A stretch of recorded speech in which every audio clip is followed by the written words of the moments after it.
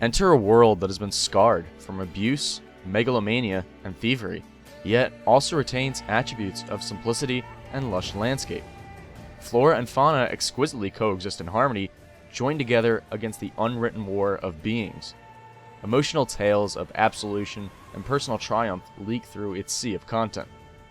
In the midst of an overarching struggle, a lone monster hunter seeks a reunion of a girl he sees like a daughter. This is the world containing several provinces such as Novigrad, Redania, and Nilfgaard. This is the world of The Witcher 3 Wild Hunt.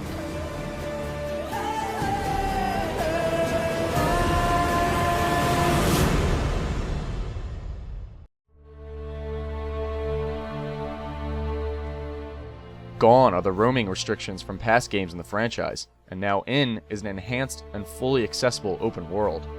Have no fear though, the level of precise detail from past entries are still apparent in The Witcher 3, and those kinds of locations are now connected with the occasional village in between. Certain settlements subtly contain their own self-contained stories to them, originating from aspects of aristocracy, abandonment, and economic struggle. NPCs within these locations are extremely well animated, and the ways they react to the game's environmental effects is commendable. The actual open world may not be quite as impressive as what developer Rockstar has achieved with recent Grand Theft Auto iterations, but it's still a marvel to experience. Don't come to this setting expecting a player-focused sandbox experience like Skyrim. You are in fact role-playing as Geralt of Rivia. Come here to see for yourself the level of polish CD Projekt Red has been able to craft themselves.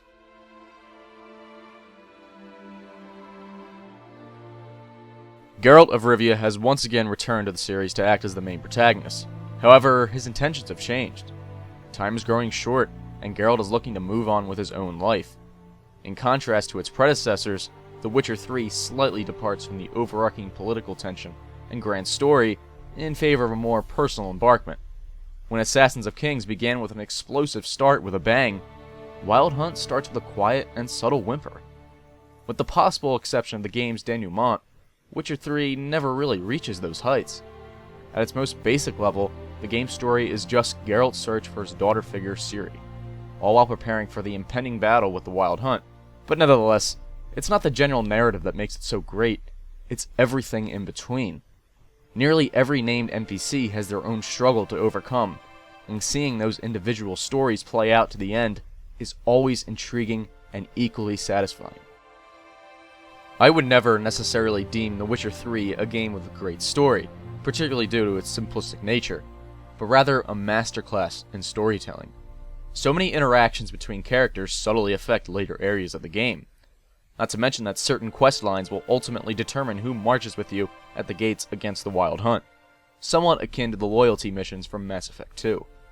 The game advances the medium's use of choice, utilizing the feature in a fashion that prevents the player from knowing when a choice has been made, but also ensures they know what the repercussion is when it rolls around. If you consider the story of The Witcher 3 Wild Hunt to include all the web-connected narratives from seemingly insignificant NPCs, and the adjacent character studies it presents, then yes, The Witcher 3 has one of the most incredible stories I've ever experienced in a game. From top to bottom, all gameplay components have been further streamlined from The Witcher 2. Its difficulty is considerably easier, the controls are much more intuitive, the progression system has been refined, and the UI is much more manageable. Due to past criticism, a much needed tutorial to explain its system has been included as well. Combat is largely the same as what was incorporated into Assassins of Kings.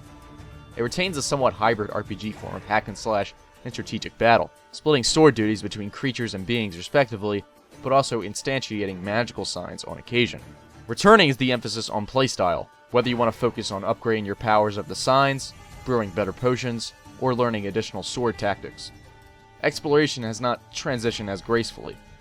While I admire the addition of fast travel and your horse Roach, Geralt himself frankly controls like a truck.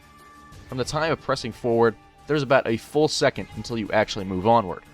It can get a fair bit irritating, especially when picking up loot in a tight space, but literally every other aspect of this game makes up for it. While hunting monsters and acting like a detective in the 60+ hour RPG, there's an ongoing card collecting game to engross yourself in, which takes the place of the dice minigames found in previous titles.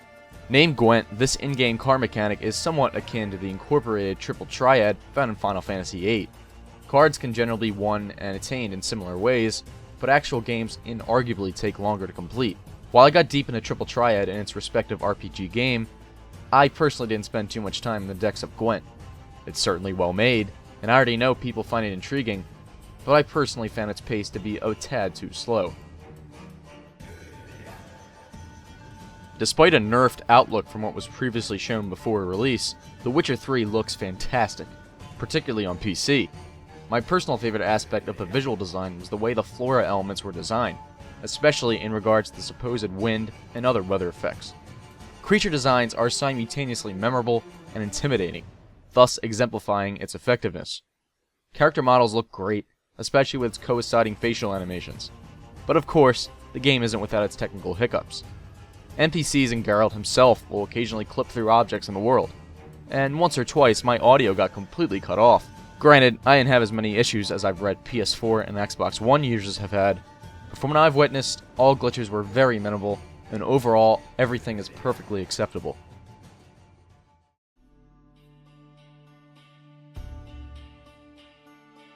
Games like The Witcher 3 Wild Hunt are rare occurrences in this industry. While there are no doubt overarching technical flaws found on each version of this game, the core game here is absolutely superb. Not since The Elder Scrolls Skyrim have I seen the general gaming community literally drool over a title like this. And rightly so. This is nothing less than an achievement. Ultimately, The Witcher 3 is an unforgettable trek and an instant classic.